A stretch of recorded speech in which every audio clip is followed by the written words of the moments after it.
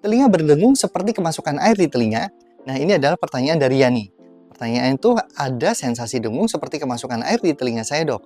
Udah dilakukan berbagai cara, tapi masih berdengung. Walaupun sedikit mengganggu, apa yang harus dilakukan? Nah, jawabannya adalah berdengung itu bisa diakibatkan karena 3 lokasi berbeda di telinga. Misalkan lokasi di depan gendang telinga karena kotoran telinga atau karena kemasukan air itu bisa menyebabkan berdengung. Infeksi di balik gendang telinga itu bisa menyebabkan berdengung juga. Atau gangguan fungsi dari rumah siput atau koklea itu bisa berdengung juga. Kalau ini diakibatkan karena kemasukan air, kemudian berdengungnya nggak hilang-hilang, walaupun udah dipancing air nggak keluar-keluar dalam lebih dari 1 atau 2 hari, kemungkinan bisa dari hal yang lain. Contohnya, misalkan karena kotoran yang nempel di gendang telinga, itu bisa menyebabkan berdengung.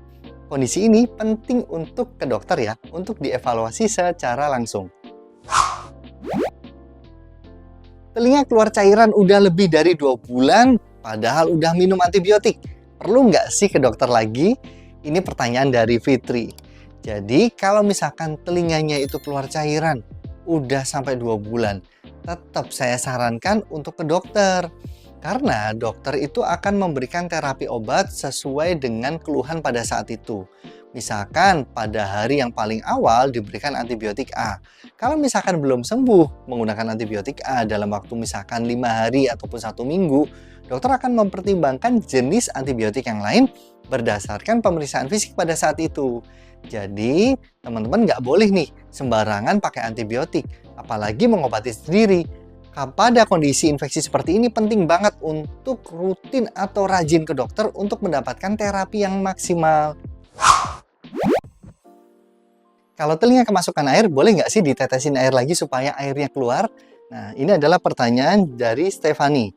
Jawabannya adalah boleh. Jadi apabila murni memang air ya yang masuk di dalam telinga, boleh kok dipancing, dimasukkan dalam telinga, kemudian dituang kembali. Diulang-ulang aja sampai maksimal, sampai nggak ada keluhan. Tapi kalau misalkan telinganya udah diulang-ulang diberikan air tapi telinganya masih berdengung aja, nah itu bisa jadi karena kotoran telinga yang kedorong ke dalam, yaitu yang nempel di gendang telinga. Jadi kalau pada kondisi ini dipancing sebanyak apapun juga sulit untuk keluar. Harus dipastikan ke dokter THT nih. Nanti dipastikan memang benar ada kotoran telinga yang nempel atau enggak. Kalau memang ada yang nempel, biasanya nanti akan dilakukan tindakan pembilasan atau pengambilan secara langsung oleh dokter THT.